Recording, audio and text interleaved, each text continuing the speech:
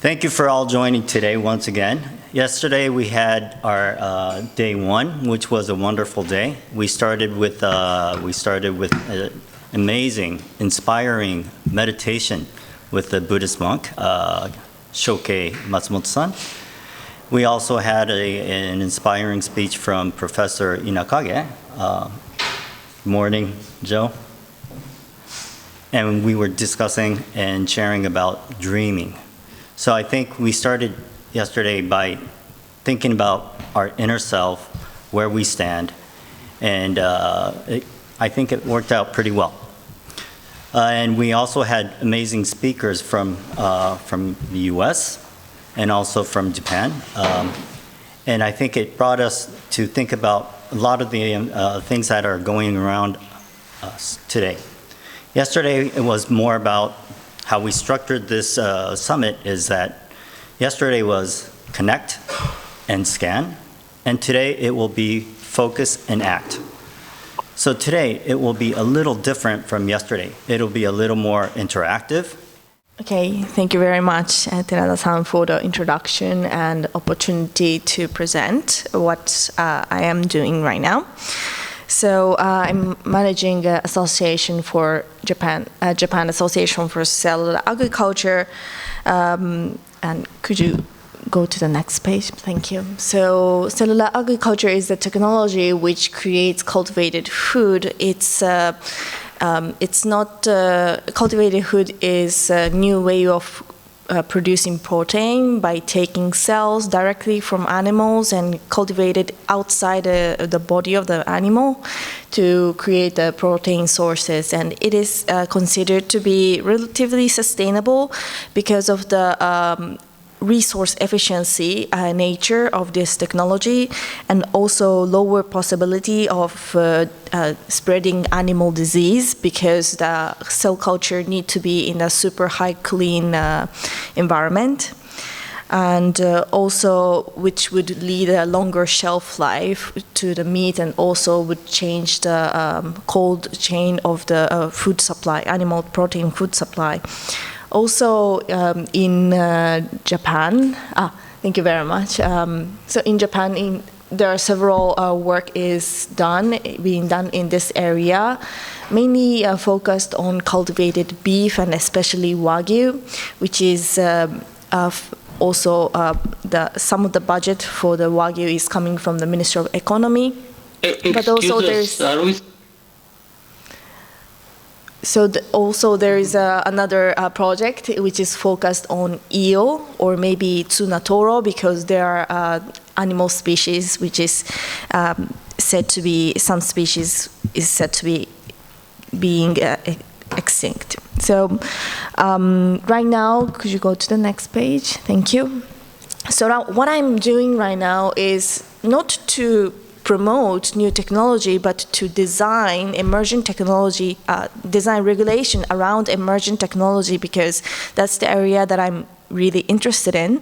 My background was actually not in bio or food area. Mine is from blockchain and also finance area, and have been interested in national security for a long time, and especially interested in the regulatory design around emerging technology, which can contribute to the national security and also economic growth. In that perspective, I started to be interested in this area because the bioscience, especially like IPS or other regenerative medicine area, is one of the strong area in Japan. And also we have food culture like Japanese cuisine and also Wagyu. So there is I think that Japan has a winning point in this sector. But however, in Japan, we don't have any regulation right now. I'm sorry, could you go back to the previous page? Thank you. Because this cultivated food is relatively new technology to produce food. And usually for food, we don't know much knowledge about food, actually. We are not 100% sure what is included in a conventional food. We're we're even like in banana, we don't know like what is included inside. Actually, 100% no, not no. So, however, we think that the conventional food is safe because it has a consumption history. However, when it comes to new food, not only cultivated food, but also like GMO or even like food additives, there is a short consumption history or no consumption history, which makes food safety experts pretty difficult, like how to understand the food safety from the first place without, which doesn't have a consumption history. So this is a new area for food safety and also bio area, and many countries are working on it, especially countries like the US, Israel, Singapore, Australia, and Hong Kong area already started to, already approved the safety of cultivated food and allow some products to be sold in market. But right now in Japan, the government is working really hard to create a guideline for this food, this type of food. Oh, could you go to the last page? Thank you. So what JACA is trying to do right now is first is to evaluate the technology. So cultivated food is considered to be sustainable. However, there is a challenge in the technology, especially about the scalability. So we are continuously trying to gather information about it, but when it comes to emerging technology, maybe in general, sometimes it's really hard to find publicly available information. Especially in this area, there are lack of reliable academic articles. So we try to go directly to overseas and directly communicate with the overseas companies to gather high quality information and share it to the government. Because in the government side, sometimes for the new technology coverage team doesn't have a lot of resource to cover all the technology and evaluate which one would be the most important new coming technology for Japan. So basically, we are supporting the communication between industry and the government, suggesting government what the regulatory framework should be, and also toward the industry side, we are trying to translate what the government is currently thinking and try to gather information as much as possible to support the government side to get more resource to this area. Yeah. So for those who are, so currently we are working on cultivated food, but actually some of the methodologies that we are taking can apply to other biotechnology or even like new technology in general. So I'm happy to exchange opinions about it, and thank you so much for this opportunity.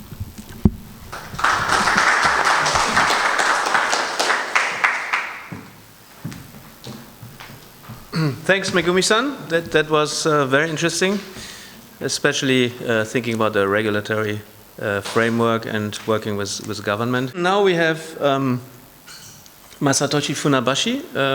He also was a speaker in our event in New York, the Future of Climate Summit.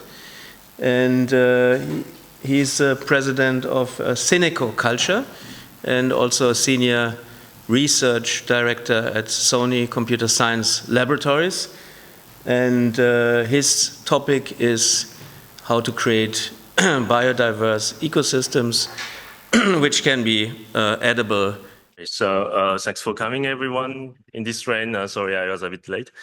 So today I will talk about my project that I'm holding at Sony Computer Science Lab, which eventually carved out as the Syneco Inc. company, which is the first nature positive solution company from Sony Group.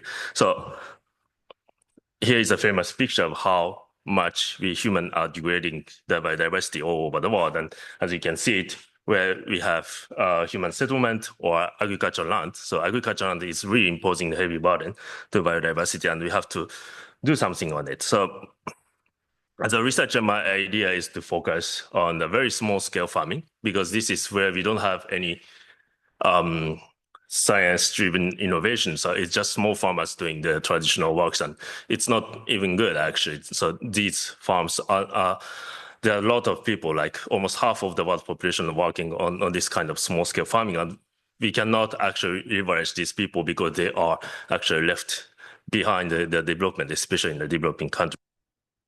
The idea is to really focus on the power of biodiversity. So put the self-organizing ecosystem, so that's a scientific term, but actually the nature developed by itself, right? So without any human intervention. So it has a very spontaneous power of producing at least the biomass.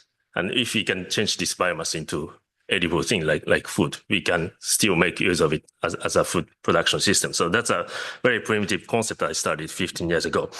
And in Japan, we have this traditional knowledge of ecological succession. If you go to the Meiji Jingu precinct, you can see the beautiful succession of 100 years there. And that's actually artificial ecosystem. So there are a lot of researchers worked at that time, and they produced this kind of rich forest that didn't exist actually before in the history. And the problem is that it's too complex. So we cannot handle by our, innate knowledge. So we need to call for the computational science and big data technology. So that's what I'm doing with the sponsor of Sony. So this is just to acknowledge my sponsors. So I'm doing the big data analysis and creating artificial intelligence that harness the power of information processing and provide useful information or suggestion to better manage the field.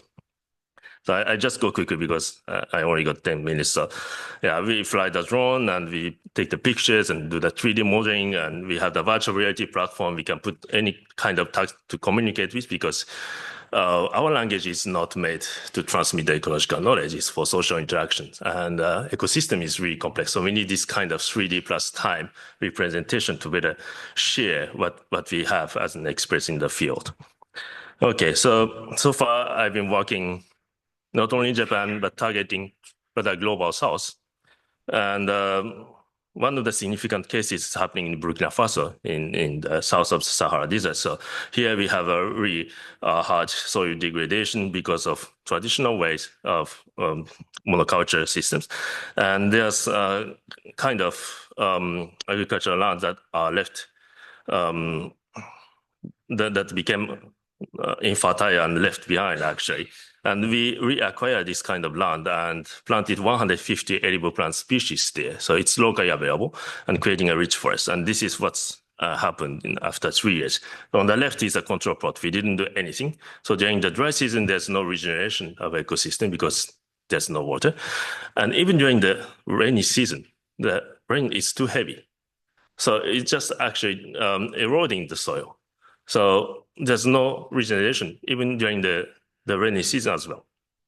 And in contrast, what we are doing on the right side is to create a multi-strata ecosystem. So we can capture the heavy rain and it can resist to the drought actually. So after the 3 years of good ecosystem cycles established on the right side, we can have this kind of a bunch of edible biomass that is going direct to the market. So we had a very high local economic impact. So actually this kind of 500 square meters farm is sufficient to make a whole, almost a whole community sustainable, even the economic level.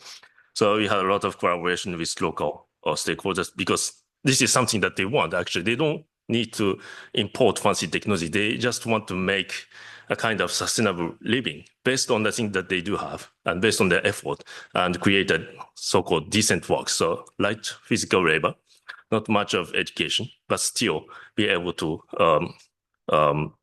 sustain their healthy life and especially empowering women and younger communities.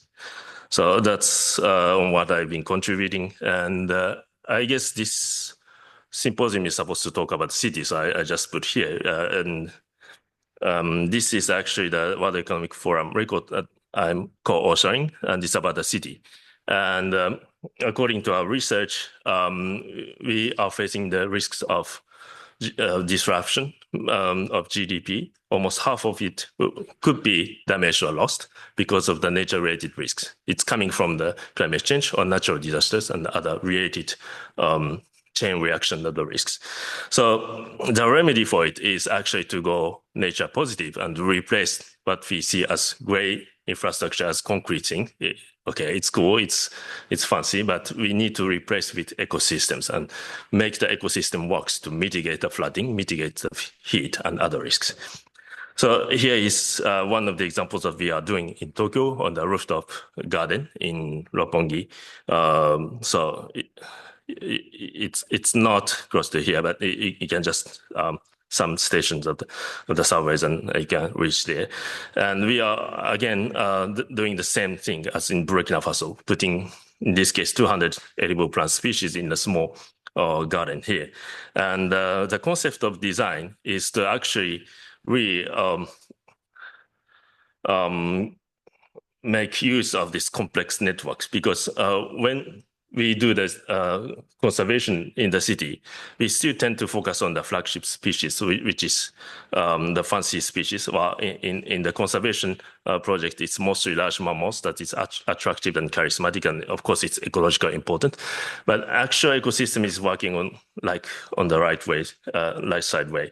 It's made of many plant species, animal species, fungi, and other microbial species. And in each sub-network, there are important species. And we have to consider what's the functionality of this very large number of species. And that's what we are doing through the power of computation.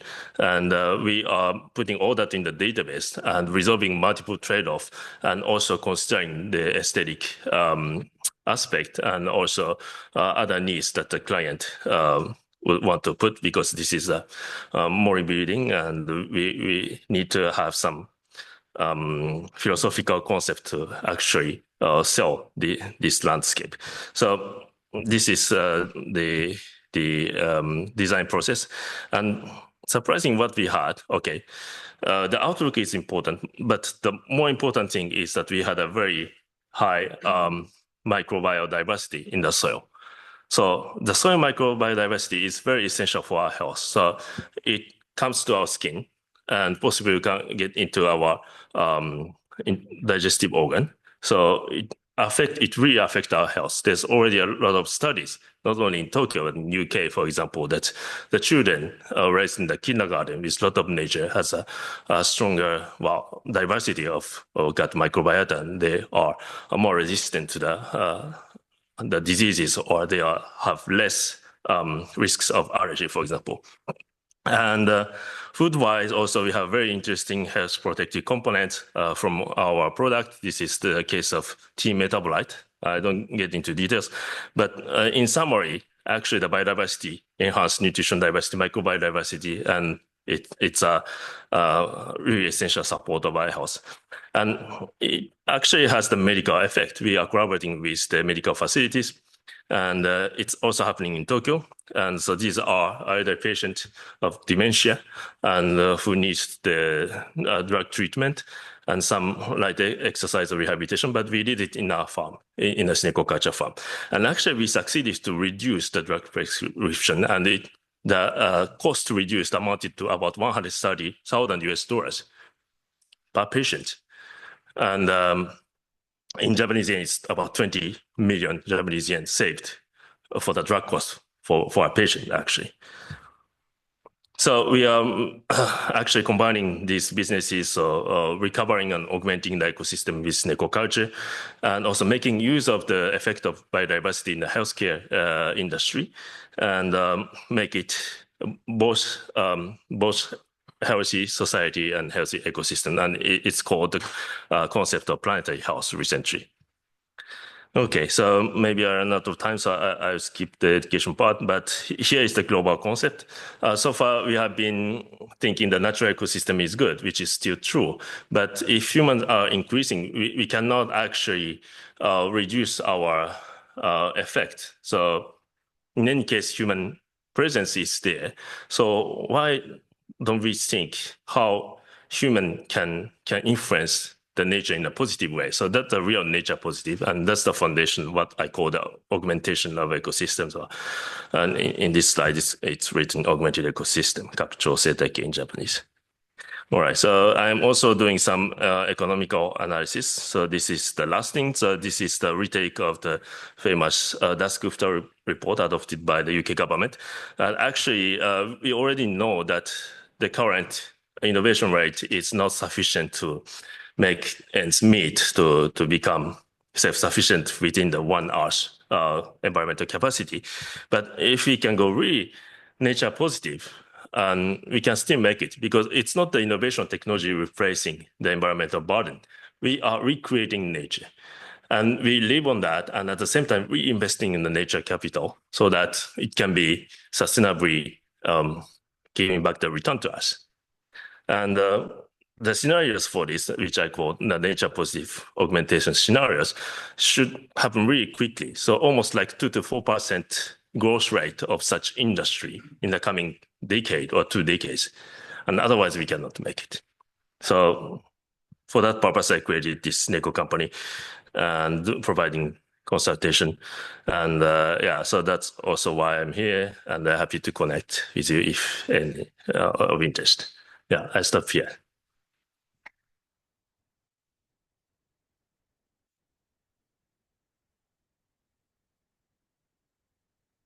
Great. So Masatoshi and Megumi-san, may I ask you to come here?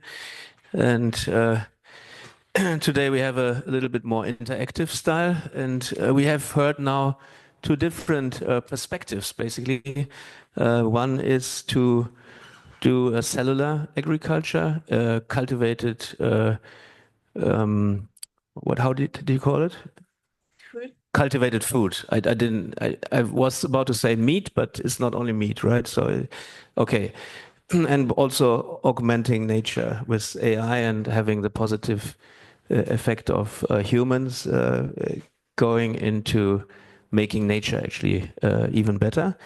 So I wanted to open it up now to some questions. And maybe before we do that, would you like to give some feedback to what you heard from Masa and vice versa?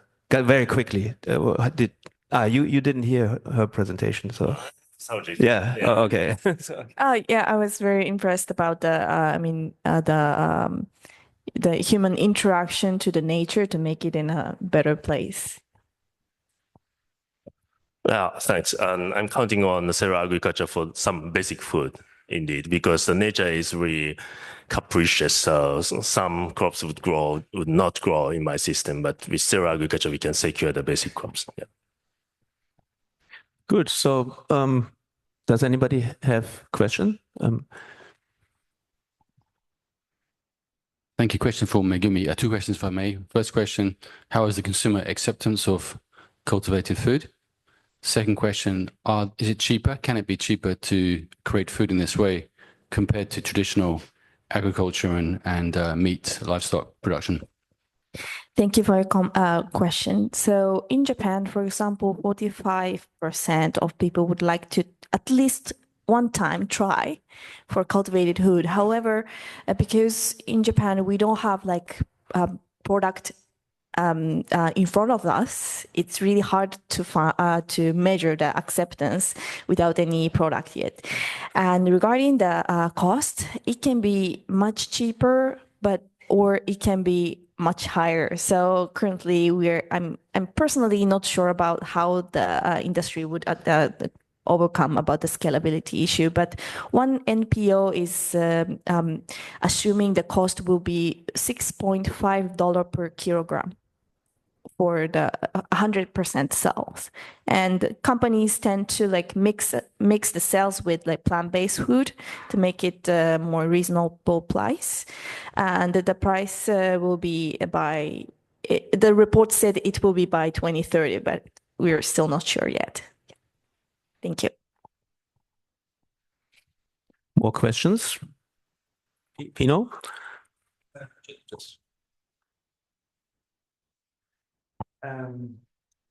Yeah, I have a question for Masatoshi-san. So you have one example in Roppongi of a roof garden, and actually I know that in this area around where we are, there's 2.4 square kilometer of empty roofs. And so my question is, if you just make like gardens on this 2.4 square kilometers, actually you have a lot of different layers of economic benefit, like for example, also urban heat, heating energy of the buildings and so on, but also biodiversity. And so my question is, what, I don't know, percentage of utilization would you need to begin to feel this kind of emergent quality that goes beyond the individual economic effect? But maybe at what point do you begin to see a connected biodiversity, or at what point do you really see an increased quality in, for example, water holdback, or maybe air quality? So how much of this 2.4 square kilometer that we have available, even if it's like among 1 million different people, if your answer would be, oh, maybe 10% is enough, to get started, to feel an effect, what is the most optimistic number that you can say? At what point is it feelable for everybody? Well, thanks for the great question. Actually, depend on the scale of the phenomena. Actually, if you are talking about the quality of the product, it's just happening in the scale of this small pot, for example. And if you don't put any fertilizer, it quickly grow with lots of secondary metabolites or lots of healthy compound inside. And if you put it outside, I mean, on the rooftop, for example, so this you can expect. And then for the effect, we call that kind of percolation effect. So it's just like a pandemic. So it's spreading out of the individual, disease and going viral in the population. And we have the same effect in the ecosystem in a good way. And this depends on how this interaction is mediated. For example, the famous thing is the honeybee corridor in Brussels, for example, and they are flying about 5 to 10 kilometers in average. So if you can put in each 5 to kilometers your small garden for the pollinators, theoretically it should work. But of course, there's a lot of intervening component, like if your neighbor is using pesticides, it's damaging this corridor actually. So there's a lot of element that you have to consider. But I'm aware of the district of Roppongi. It's close to Meijingu, and it used to be actually the main entrance of the Yogi Shrine on that side. Actually, to the side of Omotesando. And in Japanese tradition, we have the back door. And do you know where the back door is? It's on the Yoyogi side. And yeah, but it's not. It's kind of lost as a landscape after the restructuring of Tokyo after 1945, because we prioritized the economic development.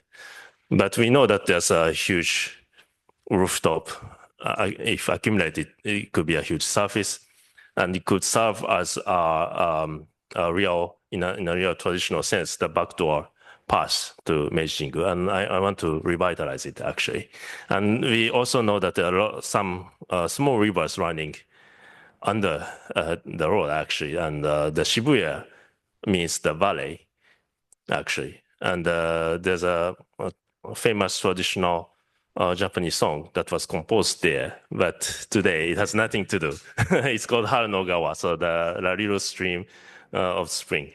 And actually, we have lots of natural infrastructure covered by the concrete, the gray infrastructure, that we can probably partially revitalize with the use of augmented ecosystem, whether by uncovering this hidden asset or just putting additional, so the augmentation on the rooftop.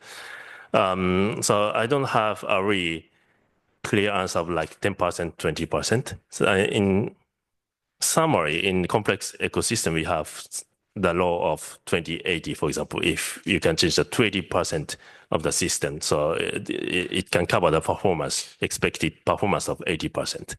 So 2080 or 3070, if we put everything together, but we never know until for the concrete cases, we have to experiment with this. So that's why we are here. Yeah, so Lawrence. By the way, just do you know the Go Nature Positive initiative in the European Union? Yeah.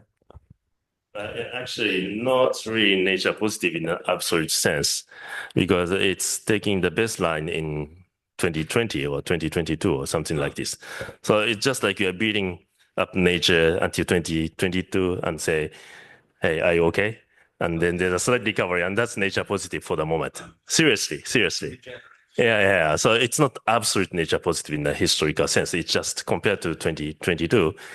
Well, it could be partially nature positive, but we have to really take care of the metric that we are treating. Yeah, hello, good morning. And I'm sorry I came a bit late to hear Megumi-san's, but I think cellular architecture goes maybe in the same direction as also Masatoshi. And I think, of course, it's fantastic to have carrots on your rooftop. And yeah, I think it's worth by itself. So, but I was thinking if there was any analysis of the costs, because if you have a big field with big machines, of course, things are cheaper. And the smaller you get, maybe the more expensive it gets. So maybe one part can be compensated by people living there that are happy to get their tomatoes or carrots or whatever. But yeah, I was wondering if the cost-wise, this is maybe a difficult thing.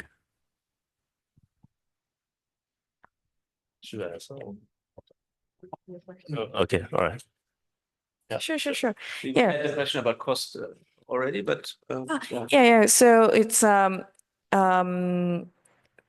for example, so basically, if you, it's really depends. But for example, if you're you mentioned about carrots, but I have some animals in my mind. But for example, if the animal's temperature is high, for example, the temperature of chicken is lower than cattle, but the temperature, if it's high, the cell need to be cultured in a higher temperature, which means that if we try to produce cultivated beef and chicken, the beef needs more energy. Also, in order to culture cells, it needs some how to say ingredients in the culture media, which is similar to blood. So the ingredient source, whether it's from medical area or from food area, the cost would depend so much. Also, the energy source is also the same. And actually, the cost itself is really depend on the maybe you already imagined, but the how large the plant is. But in the same time, if you create a too large plant, the pressure of the bioreactor, especially the pressure gets really high with a lower height, so which makes cells die. So it's really the combination of plant engineering and also like which cells to choose.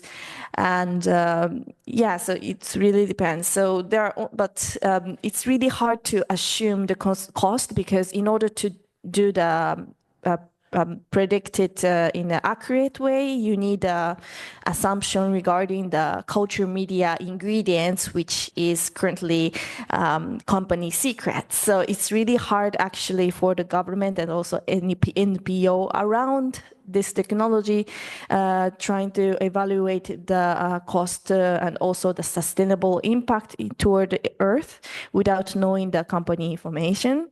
So it's a matter of like public-private collaboration. Yeah. So I'm doing open source. I put every data published in the scientific article, so there's nothing to hide. And I have two ways to answer to your questions about the cost effectiveness. So one boring way to answer it is as an entrepreneur. how much is the return on investment. And we have some exact figure on the small scale agriculture on 1,000 square meter in Japan, for example. In terms of the biomass, it's the same as the monoculture system that we are performing. We are mostly smallholders in Japan, so it's equivalent. And if you put any additional value, like the organic price or other natural product price, you can get a bit more richer. In Burkina Faso, it's highly cost effective because already the traditional way of monoculture is not performing because of the land degradation, climate change, and overgrazing. And so if you can establish the Synecoculture farm, you could have a really significant economic impact. But it's also a matter of scaling, as you questioned. If you want to go to like 10 hectares, and we need some assistance of the machine. And we are still on the research stage for that. With Waseda University, we are developing the robot that can harvest in a very complex vegetation. For example, we have some article published, but it's not still in the industrial stage, probably in the future. So that was the return on investment argument. And the second way to answer is more in the visionary aspect. It's about the perception on the cost, actually, because it's very interesting. People always talk about the cost or return on the cost. But for example, in other essential services like Medicare or education, especially, or in the childhood, everyone spends like several hours a day at school. It's a huge cost. But is this really a cost? It's kind of, enlarging our opportunity in the future, right? So, because we can acquire the knowledge and we can also connect with people. So the social skill development is kind of human asset. So we can change in this aspect. Like with, for example, Synecoculture, we need to master a lot of knowledge, which could appear as a cost, but actually an education opportunity. And as we know more about biodiversity and how the ecosystems function, it is a huge asset to incorporate this knowledge into our next generation's industry. So I guess anyone like school children, university student, or even adults as a part-time job should start this kind of augmented ecosystem, because it can be a mutual platform to talk about the nature positive solution in the future. So with this, we can actually change the cost into opportunity and more. And I think it's more attractive to present in such a way. Yeah. Yeah, so maybe very quick comment.